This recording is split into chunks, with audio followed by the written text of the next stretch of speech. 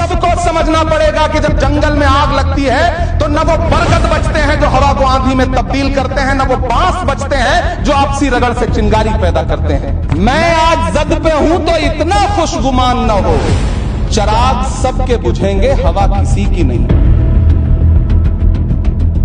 आज जद में हूं तो इतना खुशगुमान ना हो, चिंगारियां सबकी बुझेंगी, हवा किसी की सगी नहीं होती। नमस्कार, मेरा नाम सलोनी चौहान है। इमरान प्रतापगढ़ी का ये शायरी सोशल मीडिया पे तेजी से वायरल हो रहा है। दरअसल वक्फ बिल को राज्यसभा में पेश किया गया था। इसी दौरान ये बिल राज्यसभा से पास हो गया। बिल के समर्थन में 128 वोट डाले गए हैं, जबकि इसके विरोध में 95 वोट दर्ज किए गए थे। इसी बिल के पेशी के दौरान राज्यसभा सांसद इमरान प्रतापगढ़ी के स्पीच वायरल हो रहे हैं। इमरान प्रतापगढ़ी ने अपने भाषण से राज्यसभा को तालियों की गड़गड़ाहट से गुंजा दिया था। लोग कह रहे हैं कि भाई साहब, आपने ये नहीं सुना तो क्या ही सुना। इमरान प्रतापगढ़ी बड़े शायराना अंदाज में भाषण देते हैं। वो अपने शायराना अंदाज में सरकार से कृषि कानून, नागरिकता कानून, ट्रंप ने जो रातों रात टैरिफ बढ़ा दिया, वो कानूनों पर सरकार को घेर रहे हैं। वो कह रहे हैं कि मोदी सरकार, मोदी ये किट ला रही है, मोदी की सौगातें ईद किट ला रही है, बस कीजिए, हमें ये किट नहीं चाहिए। ये वो मोदी सरकार है जो मुसलमानों की हित की बात कर रही है। ये सरकार, अरे ये तो वो सरकार है जो गुजरात दंगे में जिस बिल्किस बानो के साथ बलात्कार किया था, उन बलात्कारियों के रिहाई पर फूल माला डालकर स्वागत कर रहे थे, रिहाई पर उनकी आरती उतार रहे थे। आखिरकार ये सरकार मुसलमानों के हित की बात कब से करने लगी?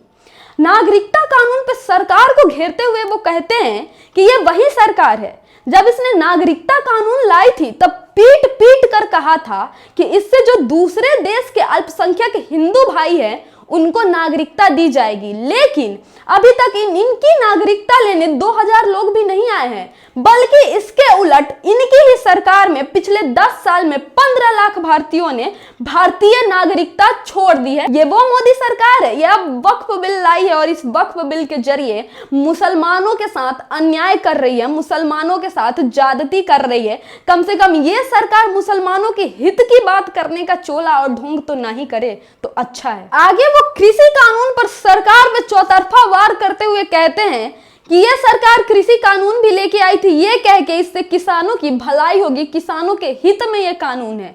लेकिन जब 700 किसान शहीद हो गए दिल्ली के बॉर्डरों पे बैठते बैठते, प्रदर्शन करते करते, तब अचानक से यू टर्न लेके कहती है कि हम तो भैया बहुत उम्मीद के साथ ये कानून लेके आए थे, फिर कानून वापस ले लेते हैं। मतलब भाई इनका ये हो गया है ना कि जिनके लिए कानून लेके आ रहे हैं उन्हीं को उनका कानून पसंद नहीं आ रहा है। कृषि कानून किसानों को पसंद नहीं आया और ये वक्फ पर जो नया विधेयक लेके आए हैं वो मुसलमानों को पसंद नहीं आ रहा है। खैर, वो क्या कह रहे हैं आप उनका ये वीडियो देखिए। धन्यवाद सभापति महोदय।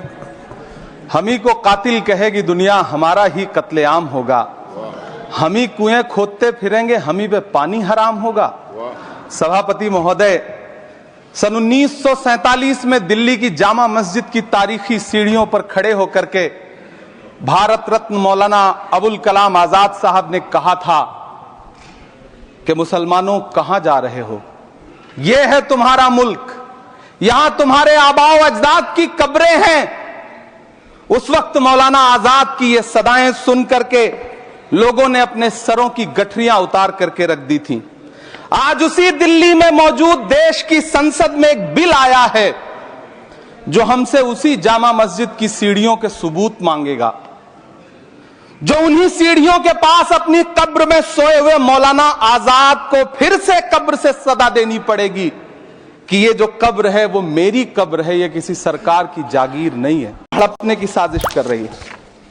जिस बिल को मुसलमानों के हुकूक की हिफाजत करने वाला बिल बताया जा रहा है, उसी को पेश करने के लिए और उस पर बात करने के लिए लोकसभा में भाजपा सरकार के पास एक भी मुस्लिम सांसद नहीं है। जिस वक्त, मैं लोकसभा कह रहा हूं, सुना करिए, जिस वक्फ बिल को मुस्लिम महिलाओं को हक दिलाने वाला बताया जा रहा है, उसे संसद में पेश करने वाली पार्टी के पास न तो राज्यसभा में, न लोकसभा में, न देश की किसी विधानसभा में एक भी मुस्लिम महिला सदस्य नहीं।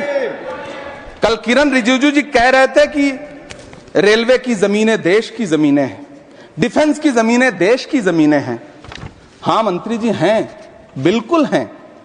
ये जो वक्फ की जमीनें हैं ये हमारे पुरखों ने धार्मिक कामों के लिए डोनेट किया है, तो हम भी तो इसी देश के नागरिक हैं, हम भी तो इसी देश के बेटे हैं, तो वक्फ की जमीनें भी तो इसी देश की जमीनें हैं, उनको पराया क्यों बोलते हैं आप? सभापति महोदय, अशफाकुल्लाह खान जब फैजाबाद की जेल में फांसी के फंदे पर झूल रहे थे तो इसी देश की जमीन के लिए झूल रहे थे ना। सभापति महोदय, अंडमान की जेल में काला पानी की सजा काटकर अपनी जान देने वाले मौलाना फजले हक खैराबादी हो या शेर खान अफरीदी हो, वो भी तो इसी जमीन के लिए अपनी जान दे रहे थे ना। सभापति महोदय, पाकिस्तान के खिलाफ लड़ते हुए अपनी जान देने वाले महावीर चक्र विजेता ब्रिगेडियर उस्मान हो या पाकिस्तान के पैटर्न टैंक उड़ाने वाला परमवीर चक्र विजेता वीर अब्दुल हमीद हो, वो भी तो इसी जमीन के लिए अपनी जान दे रहा था ना। गुजरात की बेटी बिल्किस के बलात्कारियों की रिहाई के बाद उन्हें माला पहनाने वाली लोगों के नेता ये कह रहे हैं कि यह बिल मुस्लिम महिलाओं को उनका हक दिलाएगा। धन्यवाद मोदी जी, क्या बढ़िया सौगातें मोदी दे रहे हैं आप। पहले हमें गुजराते मोदी दिया, आप सौगातें मोदी दे रहे हैं।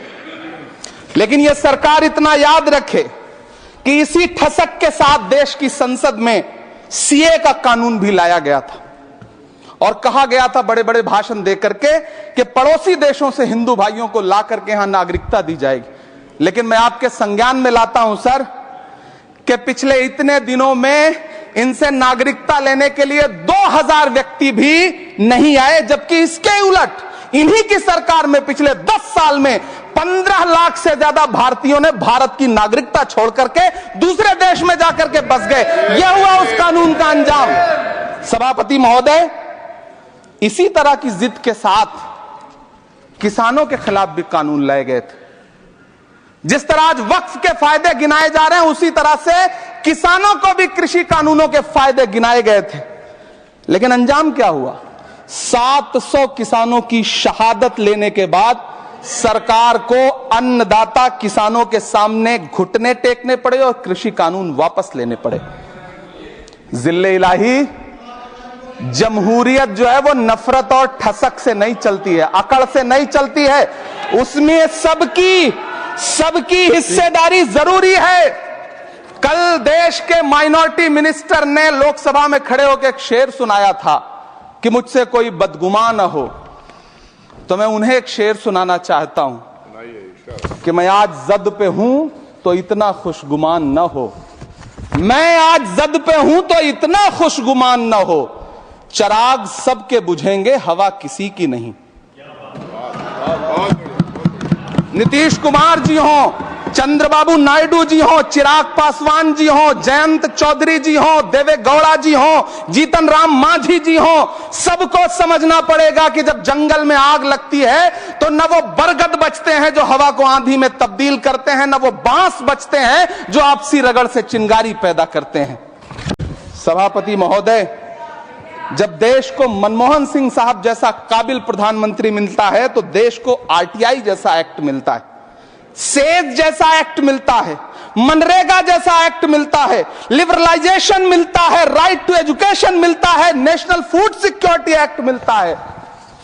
लेकिन जब देश को सौगातें मोदी मिलती है तो क्या मिलता है? सीए मिलता है, फॉर्म्स लॉ मिलता है, आर्टिकल 370 मिलता है, इलेक्टोरल बॉन्ड जैसा एक्ट मिलता है और वक्फ अमेंडमेंट एक्ट जैसे बिल देश को मिलते हैं।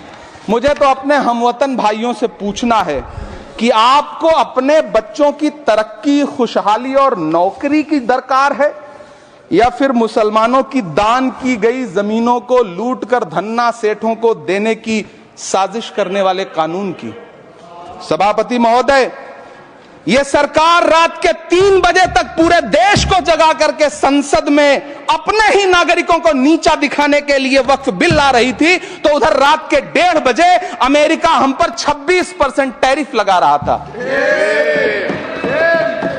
सरकार की प्राथमिकताएं देश को पता। सभापति महोदय, मैं बहुत भावुक हूं आज, लेकिन आपको यह बात समझनी पड़ेगी कि हम तो वो तारीख हैं, जहनों में रहना है जिसे कागजी पुर्जे नहीं जो फाड़ डाले जाएंगे। जिस जमी पर मैं खड़ा हूं ये मेरी पहचान है। आप आंधी हैं तो क्या मुझको उड़ा ले जाएंगे? आपको ये बात समझनी पड़ेगी। आपको अगर इतना विपक्ष की तरफ से पहले जेपीसी में इतने सारे पॉइंट्स आए और उसके बाद कल से लोकसभा में और राज्यसभा में सुझाव आप सुनने को तैयार नहीं है, लोगों की शंका को दूर करने के बारे में आप बिल्कुल सोच नहीं रहे, बस आप कह रहे हैं यह बिल उम्मीद की नई किरण है। नहीं साहब, इसे भले किरण जी लेके आए हैं लेकिन ये उम्मीद की नहीं बल्कि नाउम्मीदी की किरण है। और इस देश की एक बहुत बड़ी आबादी इस बात से। तो देखा आपने इमरान प्रतापगढ़ी का ये शायराना अंदाज। वो मीठी मीठी शायरी बोल के ऐसे तीर सरकार पे छोड़ते हैं कि फिर सरकार के लिए संभलना और संभालना मुश्किल हो जाता है। बाकी का इस पे आपको क्या लगता है, आपको कैसा लगा वीडियो, हमें कमेंट करके जरूर बताएं और सब्सक्राइब कर दें हमारे YouTube channel the diplomatic India को। धन्यवाद।